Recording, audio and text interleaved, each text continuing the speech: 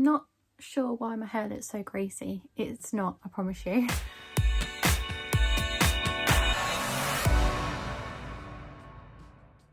Hello everybody and welcome back to my channel. My name's Amy. If you're just joining me now, please make sure you subscribe, ding the notification bell, so check out my Instagram and go follow me over there. I've been trying to film this video pretty much all day. Well, I say trying, I've just been putting off filming this video all day, but I thought actually it'd probably cheer me up just chatting with you guys.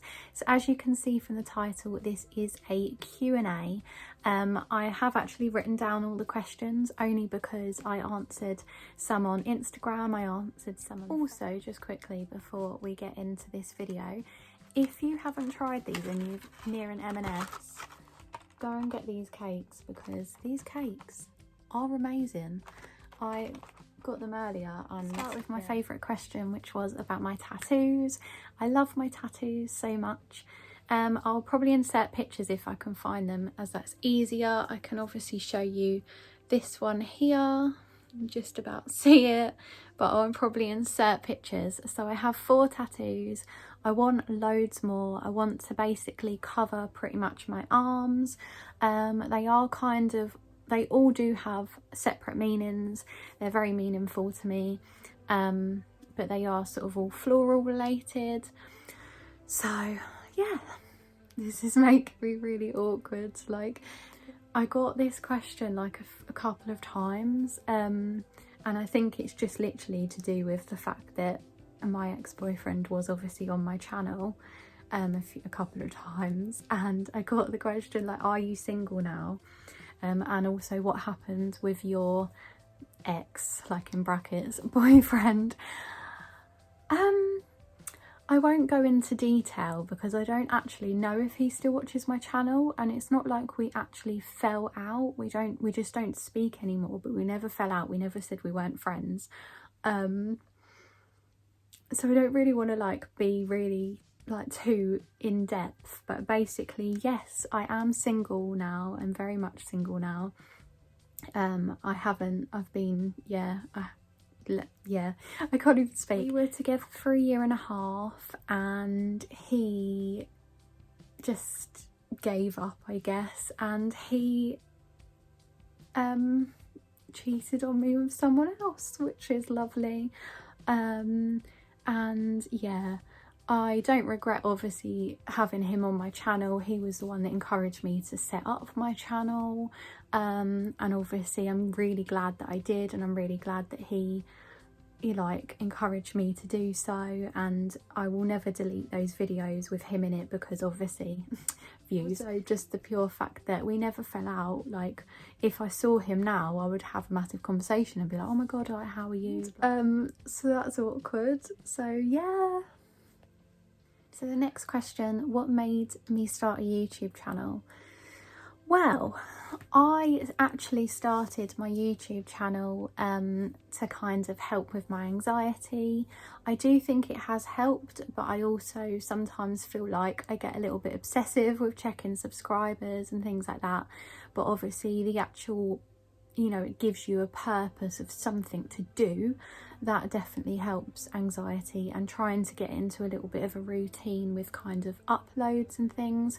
Obviously I've just changed my upload schedule just for a little while, just to test it out, and obviously until I go back to work when I'll be really busy, and obviously just to have a little community of people to try and help people. So for example, with like my sort of more chatty videos, my smear story and things like that, trying to help people. So hopefully that answers your question. Do you prefer online shopping or high street?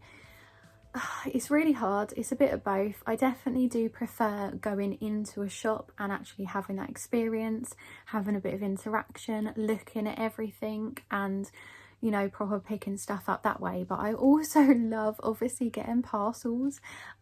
So obviously during lockdown most of my shopping's been online, and I have thoroughly enjoyed treating myself to a few bits and pieces here and there. This question is a really nice question actually, which is, what is something positive that you got out of the situation, which I won't mention, 2020 situation shall we say.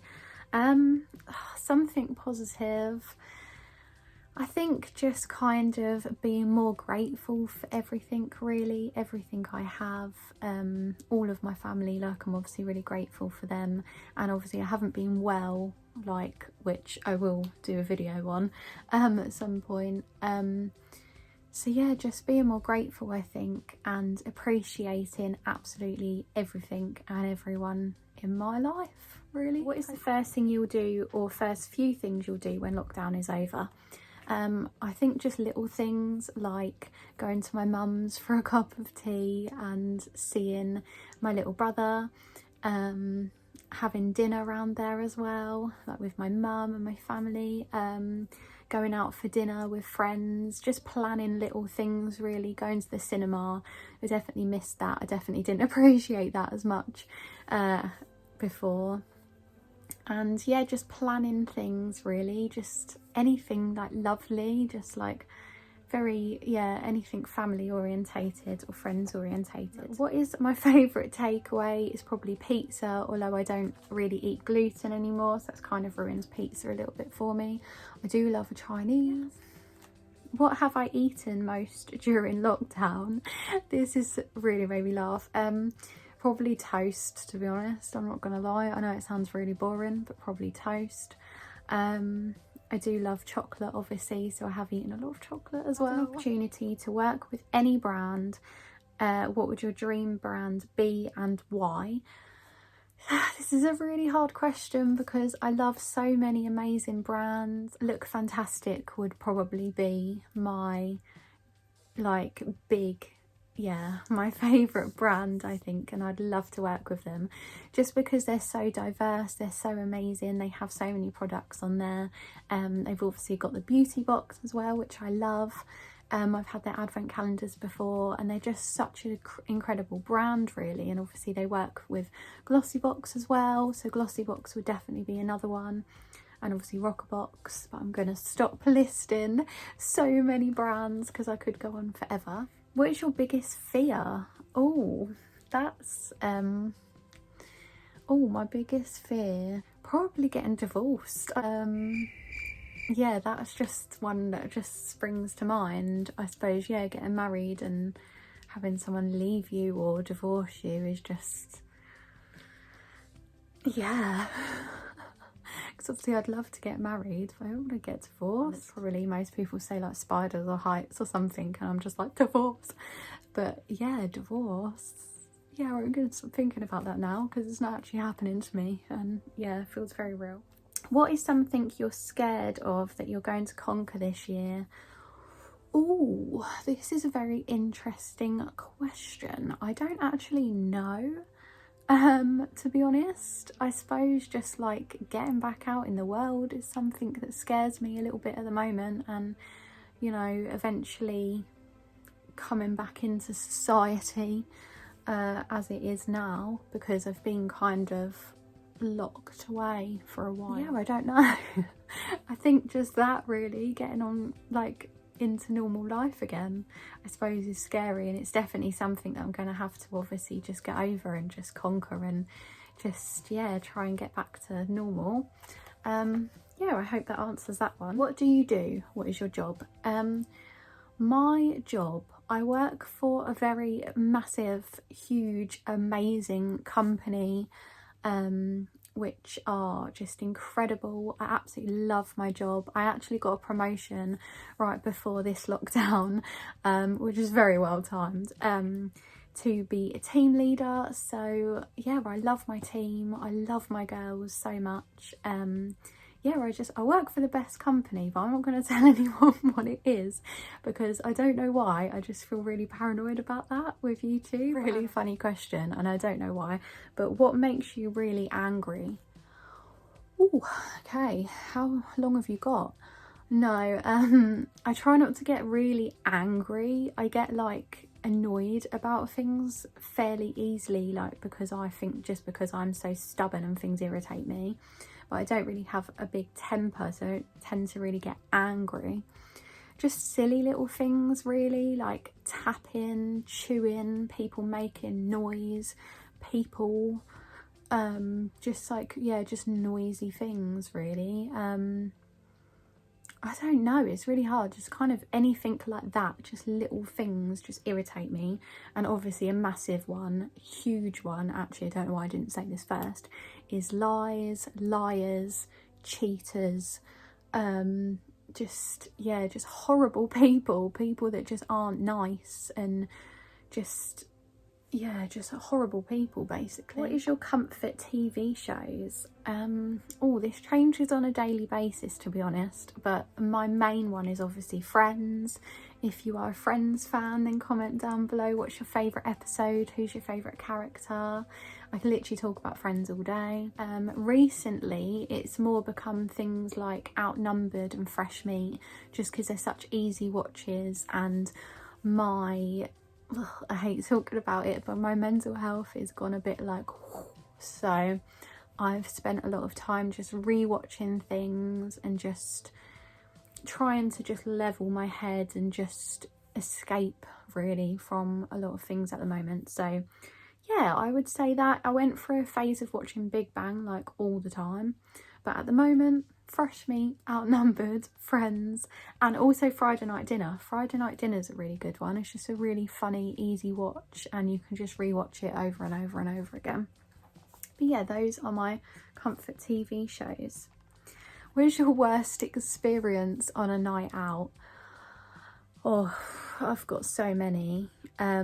But I'd say my worst experience that's funny that I can actually say on camera and on YouTube is probably going out in Ramsgate and falling over across, oh my god, anyone that's local to me is going to know what I'm on about, but the steps in the Goose.